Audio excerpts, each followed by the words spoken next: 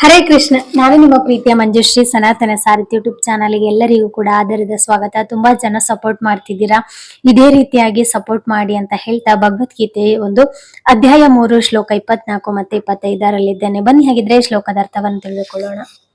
ನಾನು ನಿಯಮಿತ ಕರ್ತವ್ಯವನ್ನು ಮಾಡದಿದ್ದರೆ ಈ ಲೋಕಗಳೆಲ್ಲ ನಾಶವಾಗವು. ನಾನೇ ವರ್ಣ ಸಂಕರಕ್ಕೆ ಕಾರಣನಾಗುತ್ತೇನೆ. ಆದ್ದರಿಂದಾಗಿ ನಾನೇ ಎಲ್ಲ ಜೀವಿಗಳಿಗೂ ಶಾಂತಿಯನ್ನು ನಾಶ ಮಾಡ್ತೇನೆ.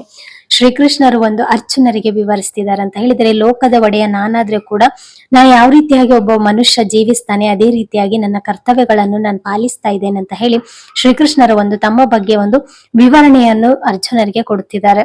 ಅಂತ ಹೇಳಿದ್ರೆ, ನಾನು ಏನಾದ್ರೂ ಕಾರ್ಯವನ್ನು ನಿಲ್ಲಿಸಿದ್ರೆ ಈ ಸಮಾಜದ ಒಂದು ಖುಷಿ ಅಥವಾ ನೆಮ್ಮದಿ ಎಲ್ಲ ಕೂಡ ಹಾಳಾಗ್ತದೆ ಅಂತ ಹೇಳಿ ಶ್ರೀಕೃಷ್ಣರು ಹೇಳ್ತಿದ್ದಾರೆ. ಅಂತ ಹೇಳಿದ್ರೆ, ಈ ಲೋಕಕ್ಕೆ ಒಡೆಯನಾದಂತಹ ಶ್ರೀಕೃಷ್ಣರು ಏನು ಮಾಡದಿದ್ರೆ ಕೂಡ ಅಂತ ಹೇಳಿದ್ರೆ ಅವರಿಗೆ ಮಾಡ್ಬೇಕಾದಂತದ್ದು ಏನೂ ಇಲ್ಲ. ಆದ್ರೆ ಅವ್ರು ಮಾಡದಿದ್ರೆ ಇಡೀ ಸಮಾಜದ ಒಂದು ಶಾಂತಿ ನಾಶವಾಗ್ತದೆ ಅಂತ ಹೇಳಿ ಶ್ರೀಕೃಷ್ಣರಲ್ಲಿ ಹೇಳ್ತಿದ್ದಾರೆ.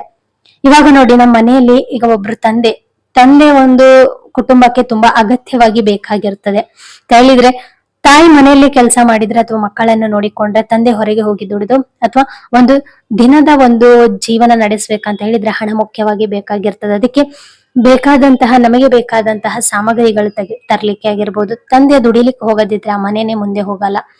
ತಾಯಿ ಒಂದು ದುಡಿದ್ರೆ ಕೂಡ ಒಂದು ಸುಗಮವಾಗಿ ಸಾಕ್ತದೆ. ಅವರಿಬ್ಬರು ಕೂಡ ಒಂದು ದುಡಿಯಲಿಲ್ಲ ಅಂತ ಅಥವಾ ಮಕ್ಕಳು ಕೂಡ ದುಡಿಯಲಿಲ್ಲ ಅಂತ ಹೇಳಿದ್ರೆ ಆ ಮನೆಯ ಶಾಂತಿ ಹಾಳಾಗ್ತದೆ. ಅಷ್ಟೇ ಅಲ್ಲದೆ ಅವರ ನಡುವೆ ಒಂದು ಜಗಳಗಳು ಬರ್ಬೋದು ಅಥವಾ ಆ ಮನೆಯಲ್ಲಿ ಶಾಂತಿ ಅನ್ನೋದೇ ಇರುವುದೇ. ಯಾವ ರೀತಿಯಾಗಿ ಒಂದು ಕುಟುಂಬಕ್ಕೆ ಒಂದು ತಂದೆ ಅಥವಾ ತಾಯಿಯ ಅಗತ್ಯವಿರ್ತದೆ, ಅಷ್ಟೇ ಅಲ್ಲದೆ ವಯಸ್ಸಿಗೆ ಬಂದ ಮೇಲೆ ಒಂದು ಮಕ್ಕಳ ಕರ್ತವ್ಯ ಏನಿರ್ತದೆ ಅದನ್ನು ನಿಯಮಿತವಾಗಿ ಪಾಲಿಸದಿದ್ರೆ ಈ ಒಂದು ಸಮಾಜದಾಗಿರ್ಬೋದು, ಒಂದು ಮನೆಯ ಕುಟುಂಬದ ಅಥವಾ ಒಂದು ನಾವ್ ಯಾವುದೇ ರೀತಿಯಾಗಿ ಖುಷಿಯಾಗಿರ್ಲಿಕ್ಕೆ ಸಾಧ್ಯನೇ ಇಲ್ಲ ಅನ್ನೋದೇ ಈ ಭಗವದ್ಗೀತೆ ಒಳ ಅರ್ಥ.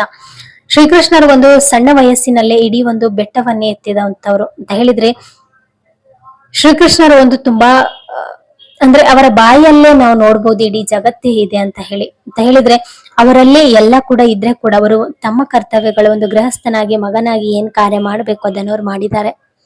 ಒಂದು ಲೋಕದ ಒಳಿತಿಗಾಗಿ ಶಿವನು ಕೂಡ ಒಂದು ವಿಷ ಕುಡಿದ್ರೆ ಹಾಗಂತ ನಾವು ಅವರನ್ನು ಅನುಸರಿಸಬೇಕು ಹೊರತಾಗಿ ಅನುಕರಿಸಬಾರ್ದು. ಶಿವನೇ ಕುಡಿದಿದ್ದಾನೆ, ಬದುಕಿದ್ದಾರೆ, ನಾವು ಕೂಡ ಕುಡಿತೇವೆ ಅಂತ ಹೇಳಿದ್ರೆ ನಾವು ಸತ್ತು ಹೋಗ್ತೇವೆ.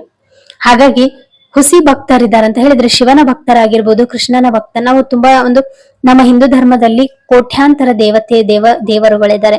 ನಮಗೆ ಒಬ್ಬೊಬ್ರು ತುಂಬಾ ಇಷ್ಟ ಆಗಿರ್ತಾರೆ ಅಥವಾ ನಾವು ಒಬ್ಬೊಬ್ಬರನ್ನು ತುಂಬಾ ಹತ್ತಿರವಾಗದಿಂದ ನೋಡ್ತೇವೆ ಅಥವಾ ನಮಗೆ ತುಂಬಾ ಇಷ್ಟವಾದಂತ ದೇವರನ್ನು ತುಂಬಾ ಪ್ರೀತಿಸ್ತೇವೆ ಅಂತ ಹೇಳಿದ್ರೆ ಶಿವನಿಗೆ ಒಂದು ಹುಸಿ ಭಕ್ತರಿದ್ದಾರೆ ಅಂತ ಹೇಳಿ ಇಲ್ಲಿ ಹೇಳ್ತಿದ್ದಾರೆ. ಅಂತ ಹೇಳಿದ್ರೆ ಯಾವ ರೀತಿ ಅಂತ ಹೇಳಿದ್ರೆ, ಒಂದು ಗಾಂಜಾ ಆಗೋದು, ಒಂದು ನಾವೇನೋ ತಿಂತಾರಲ್ಲ ವಿಮಲ್ ಮತ್ತೆ ಶರಾಯಿ ಆಗಿರ್ಬೋದು, ಈ ರೀತಿಯಾಗಿ ಮದ್ಯಪಾನ ಆಗಿರ್ಬೋದು ಅಥವಾ ಒಂದು ಬೀಡಿ, ಅದೆಲ್ಲ ಒಂದು ಸೇವಿಸುವುದರಿಂದ ತಮ್ಮ ಜೀವನವನ್ನೇ ಹಾಳು ಮಾಡ್ಕೊಳ್ತಾರೆ. ದೇವರ ಹೆಸರಿನಲ್ಲಿ ಇದೆಲ್ಲ ಮಾಡುದು ಕೂಡ ತಪ್ಪು. ಒಂದು ಪರಿಶುದ್ಧ ಭಕ್ತ ಈ ರೀತಿಯಾಗಿ ಮಾಡ್ಲಿಕ್ಕೆ ಸಾಧ್ಯನೇ ಇಲ್ಲ. ಹುಸಿ ಭಕ್ತರು ಮಾತ್ರ ಈ ರೀತಿ ಮಾಡ್ತಾರಂತ ಹೇಳಿ ಈ ಭಗವದ್ಗೀತೆಯಲ್ಲಿ ವಿವರಿಸ್ತಿದೆ. ಅಂತ ಹೇಳಿದ್ರೆ ತಮ್ಮ ಸಾವನ್ನು ತಾವೇ ಹತ್ತಿರ ಮಾಡ್ಕೊಳ್ತಿರುವಂತಹ ಹುಸಿ ಭಕ್ತರು ಅಂತ ಹೇಳಿ ಇಲ್ಲಿ ಭಗವದ್ಗೀತೆಯಲ್ಲಿ ವಿವರಿಸಿದ್ದಾರೆ. ದೇವರ ಹೆಸರು ಹೇಳ್ಕೊಂಡೆ ಇಡೀ ಒಂದು ಸಮಾಜದಲ್ಲಿ ಕೆಟ್ಟವರಾಗಿರ್ತೇವೆ. ತಂದೆ ತಾಯಿಗಳಿಗೆ ಬೈಯುವುದಾಗಿರ್ಬೋದು ಅಥವಾ ಅಣ್ಣ ತಮ್ಮಂದಿರ ಜೊತೆ ಜಗಳ ಮಾಡ್ತಿರೋದಾಗಿರ್ಬೋದು ಅಥವಾ ಯಾವುದೋ ಒಂದು ಸಂಬಂಧಗಳನ್ನು ಒಡೆಯುವುದಾಗಿರ್ಬೋದು ಅಥವಾ ನಿಮ್ಗೆ ಇನ್ನೊಬ್ಬರನ್ನು ಒಂದು ಬೆಳೆಯುವುದನ್ನು ನೋಡ್ಲಿಕ್ಕಾಗಲ್ಲ, ಹೊಟ್ಟೆ ಕಿಚ್ಚಾಗಿರ್ಬೋದು. ಇದೇ ರೀತಿಯಾಗಿ ನಾವು ಮಾಡ್ತಾ ಇದ್ರೆ ದೇವರ ಹೆಸರಿನಲ್ಲಿ ನಾವು ಕೂಡ ಒಂದು ಹುಸಿ ಭಕ್ತರಂತಾನೆ ಹೇಳ್ಬೋದು. ಹೇಳಿದ್ರೆ ಇನ್ನೊಬ್ಬರಿಗೆ ಯಾವ ವ್ಯಕ್ತಿ ಕೂಡ ಕೆಟ್ಟದನ್ನು ಬಯಸದೆ ತಾನು ಒಂದು ದುಡಿಬೇಕು ಮಾಡ್ಬೇಕು ಅನ್ನೋ ದೇವರ ಮೇಲೆ ನಂಬಿಕೆ ಇಟ್ಟು ಹೋಗ್ತಾನೆ, ಅವನು ನಿಜವಾದ ಭಕ್ತ ಅಂತ ಹೇಳಿ ಈ ಭಗವದ್ಗೀತೆಯಲ್ಲಿ ಹೇಳ್ತಿದ್ದಾರೆ. ನಾವು ಕೂಡ ಕೆಲವು ಬಾರಿ ನಮಗೆ ಹೊಟ್ಟೆ ಕಿಚ್ಚು ಅನ್ನೋದು ಬರ್ತದೆ ಅಥವಾ ಇನ್ನೊಬ್ಬರನ್ನು ನೋಡಿ ನಾವು ಮತ್ಸರ ಪಡ್ತೇವೆ. ಅಂತವ್ರು ನಾವು ಒಳ್ಳೆ ಪರಿಶುದ್ಧ ಭಕ್ತರಲ್ಲ ಅಂತಾನೆ ಹೇಳ್ಬೋದು. ಇನ್ನೊಬ್ಬರನ್ನು ನೋವು ನೋಡಿ ನನ್ನ ನೋವು ಅಥವಾ ನಾನು ಆ ಪ್ಲೇಸ್ ಅಲ್ಲಿ ಇದ್ರೆ ಅನ್ನೋ ನೋವು ನಮಗಾಗ್ತದಲ್ಲ, ಆಗ ನಾವು ನಿಜವಾದ ಒಂದು ಮನುಷ್ಯರು ಅಥವಾ ನಮ್ಗೆ ಕೂಡ ಒಂದು ಮನಸ್ಸು ಇದೆ ಅನ್ನೋದನ್ನ ತಿಳ್ಕೊಳ್ಬಹುದು.